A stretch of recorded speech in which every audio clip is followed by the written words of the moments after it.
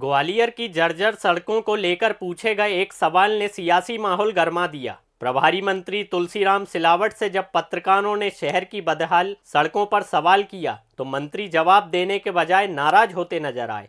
अब सवाल ये है कि आखिर जनता की परेशानी पर जिम्मेदारी कौन लेगा। देखिए एक खास रिपोर्ट। ग्वालियर में लंबे समय से सड़कों की हालत खराब बनी हुई है। कई जगह सड़कें गड्ढों में तब्दील हो चुकी हैं, जिससे धूल, जाम और हादसों का खतरा लगातार बढ़ रहा है। इन्हीं समस्या को लेकर जब पत्रकारों ने प्रभारी मंत्री तुलसी सिलावट से सवाल किया तो माहौल अचानक गर्मा गया। पत्रकार के तीखे सवाल, महाराज आते हैं तभी आप दिखाई देते हैं, शहर की समस्याओं से आपका कोई लेना देना नहीं, सुनते ही मंत्री का पारा चढ़ गया। सड़कों की बदहाली पर सीधे जवाब देने के बजाय उन्होंने पत्रकार को ही नसीहत दे डाली और बातचीत के दौरान सवालों से बचते नजर आए। शहर की जनता लंबे समय से टूटी और गड्ढे से भरी सड़कों से परेशान है। बारिश में ये हालात और खतरनाक हो जाते हैं, जबकि धूप में उड़ती धूल लोगों के लिए मुश्किल बढ़ाती है। ऐसे में जब जिम्मेदारों से जवाब मांगा जाता है तो समाधान की जगह नाराजगी सामने आना एक खुद बड़ा सवाल बनता जा रहा है। फिलहाल ग्वालियर की सड़कों की हालत जस की तस है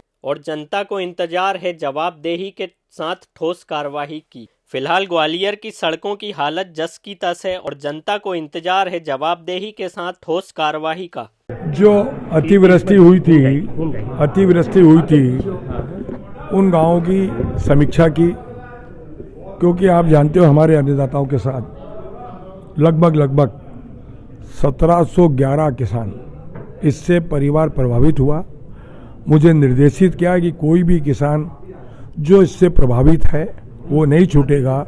लगभग 2,63,2500 राहत राशि 20 तारीख नोट कर लो, सब अन्नदाताओं के खाते में राहत राशि पहुंच जाएगी और कोई नाम छूटेगा नहीं। सम्माननीय विधायक जी ने बतलाया है, जिला अध्यक्ष जी ने कहा, मैंने कहा जो किसान इससे प्रभावित है उसके साथ पूरा उसको राहत राशि दी जाएगी, उसका नाम छूट भी जाएगा, सम्मिलित करेंगे। और इसके अलावा कुछ और मुद्दों पर बातचीत हुई? नहीं, बाकी मूल मुद्दा आज यही था, किसानों की जो अतिवृष्टि हुई थी इसलिए। ग्वालियर की जो बदहाली किसी से इस टाइम छुप नहीं रही है, चाहे हम गड्ढों रोडों की बात करें, चाहे हम हॉस्पिटल की बात करें, लेकिन आपकी कोई प्रतिक्रिया नहीं आती है। जब महाराज आते हैं तभी आप शहर में एक्टिव होते हैं, उसके बाद आप दिखाई नहीं देते हैं। ये एक बात सुनो, आपके संज्ञान के लिए दूं, साल भर का चार्ट निकाल लेना जी, चार्ट निकाल के फिर बात करना कितने बार प्रभारी मंत्री आता है, और प्रभारी मंत्री को आप निर्देश नहीं दोगे। मैं आपको कह रहा हूँ, आप समस्या के लिए मुझे अवगत कराओ, मैं सहमत हूँ, एक जागरूक पत्रकार हो, मेरे भाई हो, मैं पर ये जो भाषा आप बोल रहे हो इसको वापस लो, ये अच्छी बात नहीं है। ये अधिकार मैं किसी को नहीं देता हूँ, समझ में आई।